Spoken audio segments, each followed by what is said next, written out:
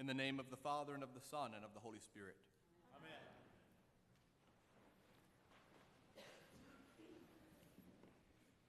Hi.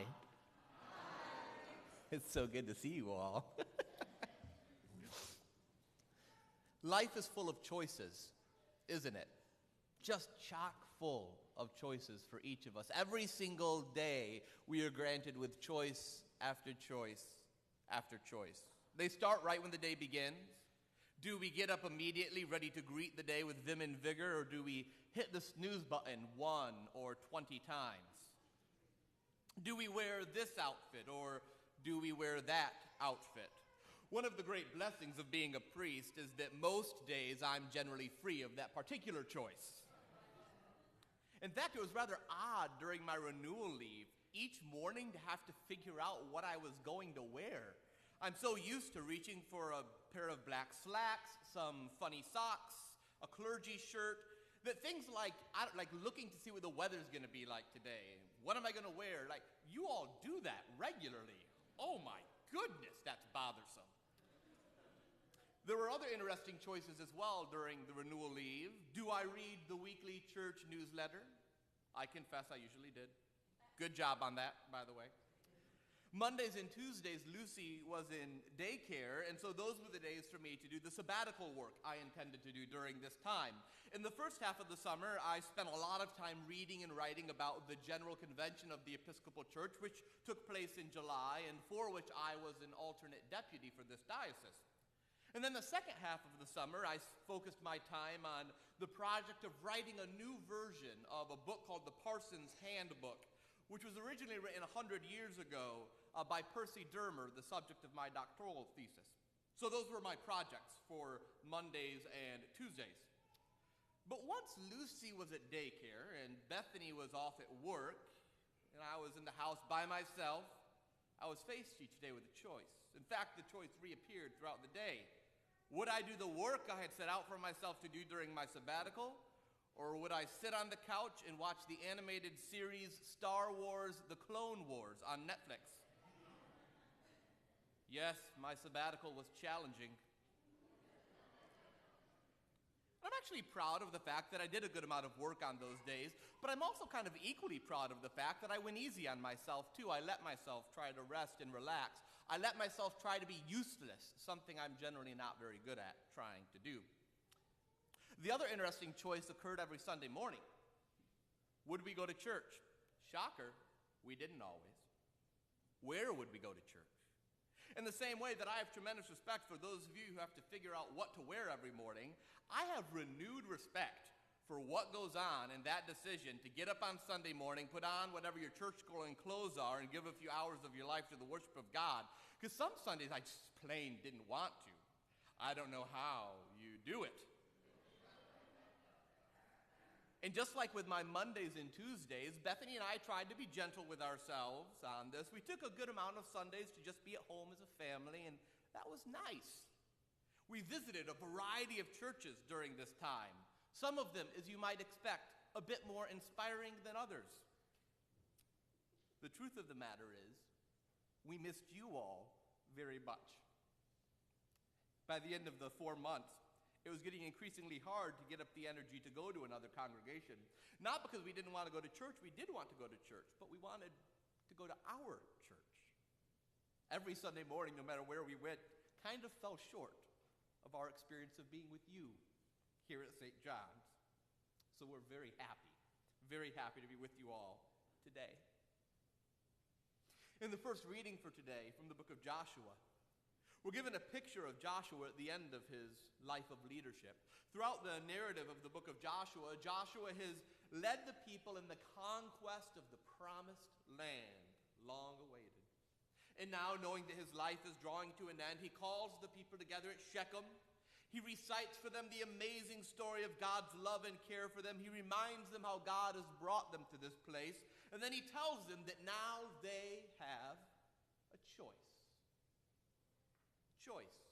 Going forward from this day, they can either serve the gods that their ancestors served in foreign lands, or they can serve the Lord who brought them to this place. Choose this day, Joshua tells them, whom you will serve. And then he boldly affirms, as for me and my house, we will serve the Lord. Now, you know that I tend to get a little grumpy with the lectionary from time to time because it cuts out so many important verses. I mean, I'd let the service go on hours on end, making you read the whole book if the lectionary would let me. And the lectionary, it really is not helping us much here, because in our reading, we basically went from him gathering the people of Israel to him immediately asking them to decide who they would serve. We skipped the several verses where Joshua reminds the people of their salvation history, where he reminds them of the God of love who has cared for them over and over and over again. And because the lectionary leaves those verses out and has Joshua just call them together and say, choose, it might seem that Joshua is some finger-wagging pastor telling them to stop waffling. Do what you should really be doing. Make up your mind. But that's not what's going on in this book, and I want you to know that's not who Joshua is. Way, way back in the story, when the people of Israel were first on the borders of the Promised Land decades ago, most of the people thought they'd never be able to conquer this country. The people looked too powerful. The Israelites felt like they were too weak. But Joshua was there. He was a young guy at that time.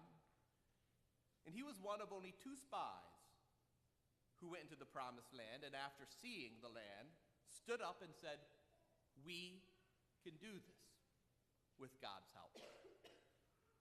He was the only one, and so he got voted down. Democracy won or lost that day. And the people spent 40 years wandering in the wilderness as God turned them away from the Promised Land that they did not have the faith to grasp. And Joshua went with them.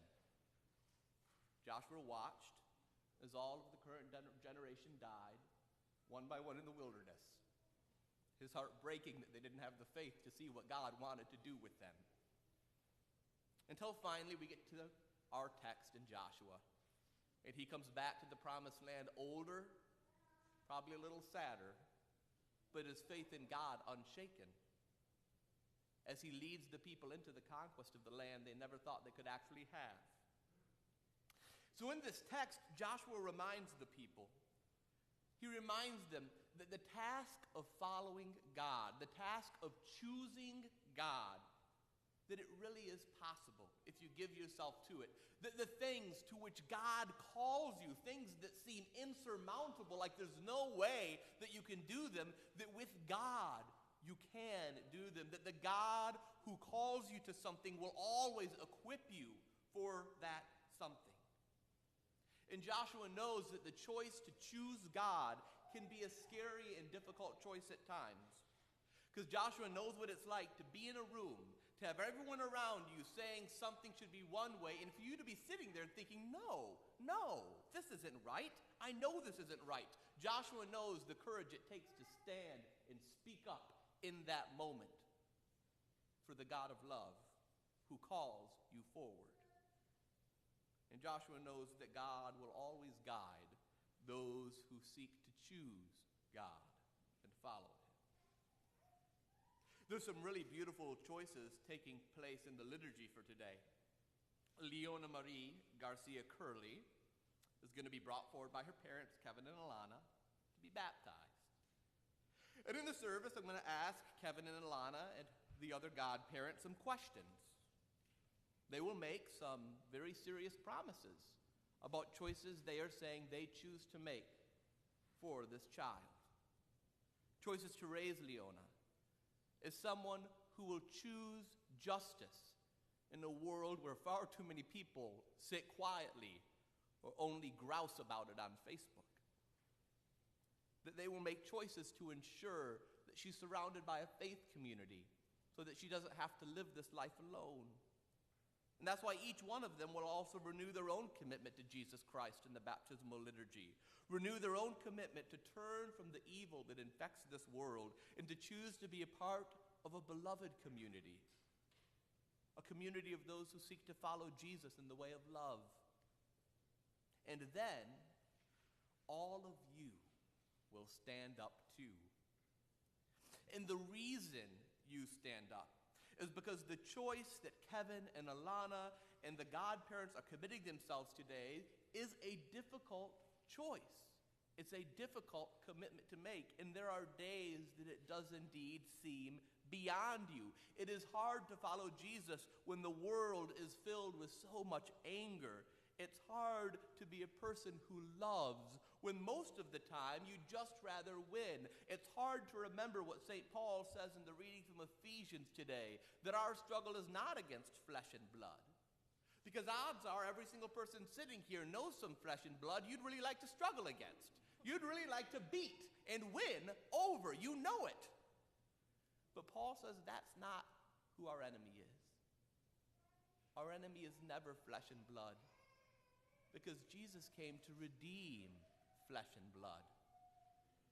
Our struggle is against the evil powers in this world that have co-opted and taken over flesh and blood and have used it to hurt and oppress. Our job is not to win, but to love, and by loving to transform. And that choice to love when it's so hard is a hard choice to make. And some days, it's even just hard to get up on Sunday and go to church when you just want a few more cuddles.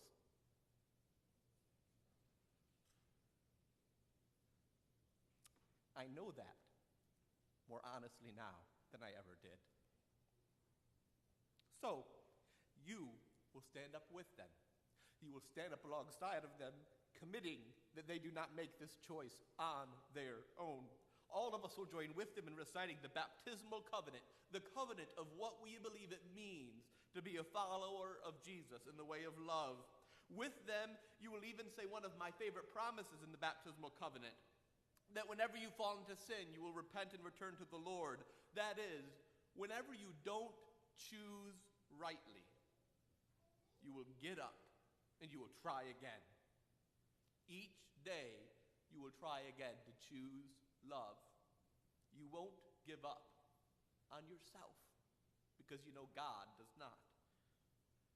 Because this world really is filled with a lot of choices, and each of us chooses wrongly time and time again. So I think the beauty of the story of Joshua is not that Joshua is in this text demanding the people perfectly adhere to the choice to follow God. After all, you and I know, if we've read the rest of the story, that the people continue to screw up that choice over and over and over again for the rest of, history. Rather, the beauty of the story of Joshua is that Joshua stands before them as a man who can remind the people that even in the midst of their bad choices, when they wander in the desert, that the God of love will still wander alongside of them. That God will always walk with them. And God will always give them another moment, another opportunity to choose well and to choose to go forward into the great task God has for them. So choose. Choose this day, beloved children of God. Choose who you will serve in this world. Renew a choice you probably made many years ago. Be gentle with yourselves if you haven't been entirely faithful to that choice. And know that God is gentle with you as a mother with her children.